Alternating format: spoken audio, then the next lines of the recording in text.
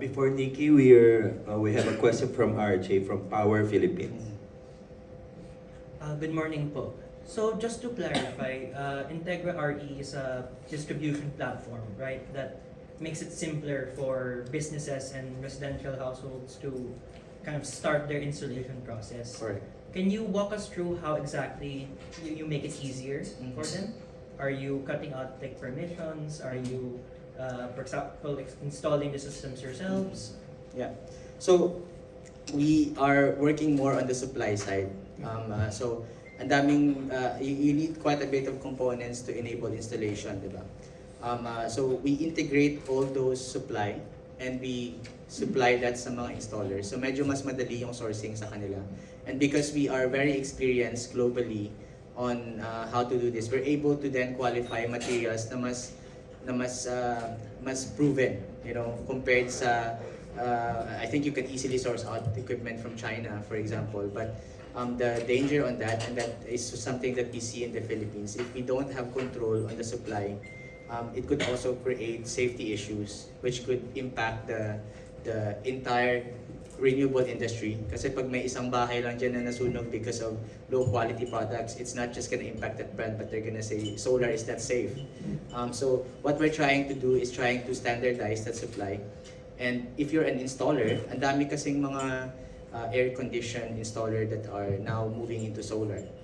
For example, they don't have much know-how about the technology. So what we're trying to do is to help them na imbes na makipag-usap sila sa madaming suppliers, would train them and then would enable them to execute installation faster. So that's what we do best. And then what we also sometimes do is to work with financing company, banks, because of the reputation we have. Sometimes mas komportable sila to loan financing for those installers who source goods from us kasi medyo mas in terms of the brands, in terms of the quality, they're more comfortable working with us. Thank you.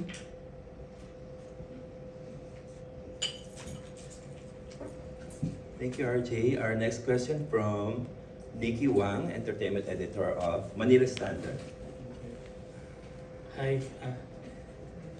Can you describe the current solar adoption in the country?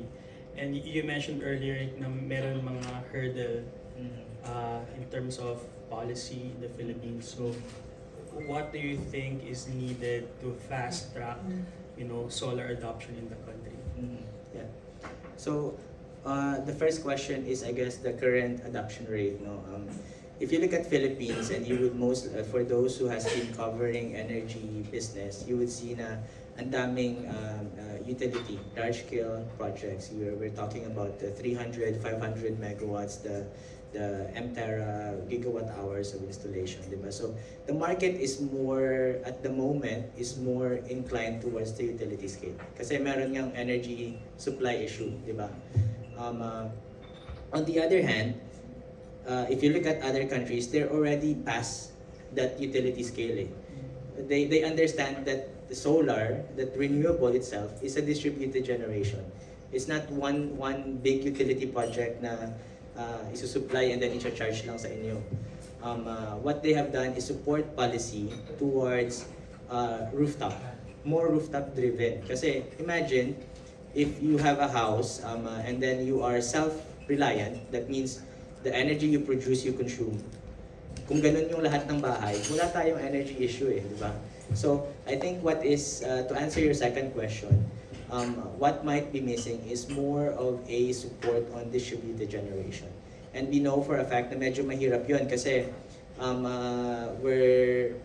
if you look at the system, we are buying from a utility, di ba? And this utility is of course in a way making the business because of the charges that they make for us. So medyo may complexity in that aspect, if you could understand what I mean. But if we have, if the government supports more of the rooftop, that means residential or commercial, then we would be able to bridge the gap in terms of energy supply. Medyo malaking part ng issue yung ganun. I think the policy that should support more distributed generation rather than utility scale projects. All right, thank you. We have a question from John Bueno of Kumagkao. Oh, sir. I don't know where to start, but okay. First off, I'm aware that there is certainly a power generation problem in the Philippines. Aside from that, of course, the sources of energy that we have is also being well, we have an energy crisis to start with. Now, with regards to solar and its implementation, where does Integra RE actually go? Because most of the users probably here in the Philippines are residential, of course. And are you only catering to businesses per se, or are you catering to the businesses that would eventually be supplying for those residentials? Yeah. Is that what the entity is? So our business model is B2B. So we only serve businesses. And why is that? Because this is a model that we have seen work in other countries. We don't go retail. Hindi kami nagbebenta per se sa mga bahay-bahay. You know, Okay. that's not our business model. But what we do is we support those installers or even sub-distributors on certain location who sells the product that we have. And then what we do on top of it, we support their businesses by giving them trainings, giving them technical support. So to fast track yung implementation nila. So a lot of our customers are installers. Some are developers, and we're also not limited sa residential. In fact, majority of our business in the Philippines at the moment is mga commercial industrial, mga factories, for example, plants. We also have a lot of customers in terms of microgrids. Kasi if mahal yung kuryente na binabayaran natin, those people living in the islands na walang grid, mas mahal, halos 5 times ng binabayaran natin because they don't have the right infrastructure and they're still dependent on diesel, genset. So, yun yung mga markets so we're trying to address that first. We have a lot of microgrid projects at the moment, but also commercial. But we have seen residential also going up very fast, especially since the Middle East issue started. Okay, recently, Meralco has been pushing for more policies and regulation with regards to solar. And I think the DILG chief responded to that the Filipinos are certainly just adapting to the needs of the regular household. Yeah. They want to make the power cheaper, and they're only doing it to survive. Now, how heavily policed is the solar energy sector, and what can the people do in order to make the government accountable for things like that?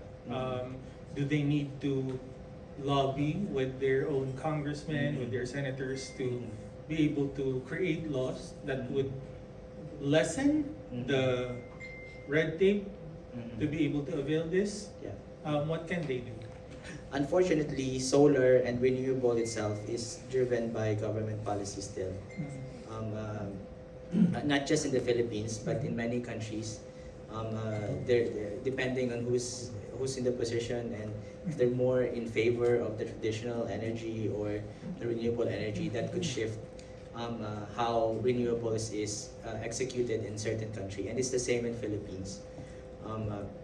If on the ordinary people, I would have to say that they need to explore and to really look at it because on the government side, I don't think there's much we can do in terms of lobbying.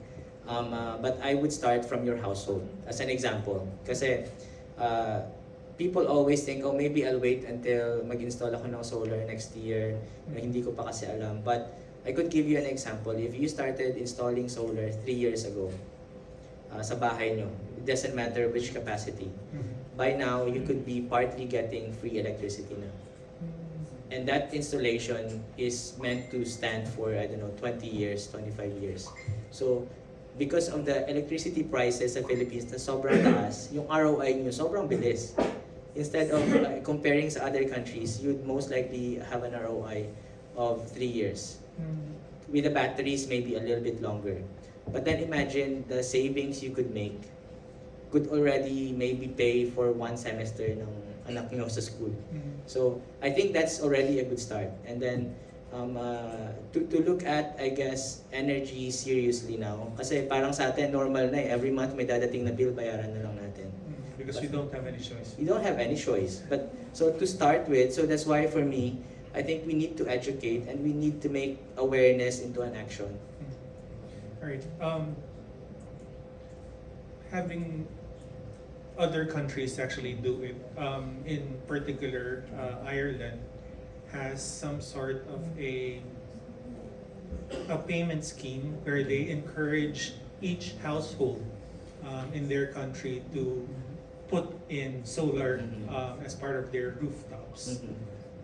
And then they give money in order to make sure that they do, they are encouraged to do that.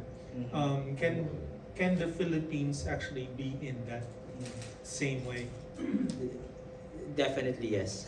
And I will probably not go too far from Philippines.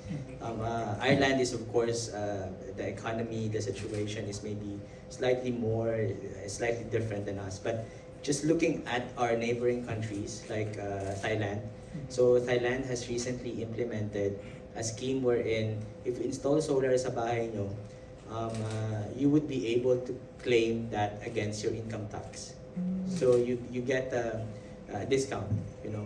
So now people wanted to install kasi they're incentivized to do it. You know, so the government is trying to support in a different way. You know, that if you install solar, you get something of a tax deduction sa income tax nyo. So which I think is a cleaner version of doing things. And they also implemented and you know, permitting is gone as long as you install solar, qualified. But for us, I think what could be done on the government side is number one, standardize the installation. Make it safer. We need to put in standards in terms of installation. We need to certify installers. It should be na hindi lang kung sino-sino pwede mag-install kasi that's too dangerous as well. If we enable that and then enable government support in terms of withholding taxes, for example, maybe lessen taxes or importation duties for renewable energy. Anything that has to do with renewable energy could spur and could enable us to do something on the household side or on the business side to support the issue. You know, and I think energy security again is a critical topic moving forward. Kasi pag pataas yung presyo, wala ka na magagawa, kailangan mong bayad eh, di ba? But solar, you're able to kind of at least benefit from kung ano yung binayaran mo ngayon, flat na yun for the next 20 years.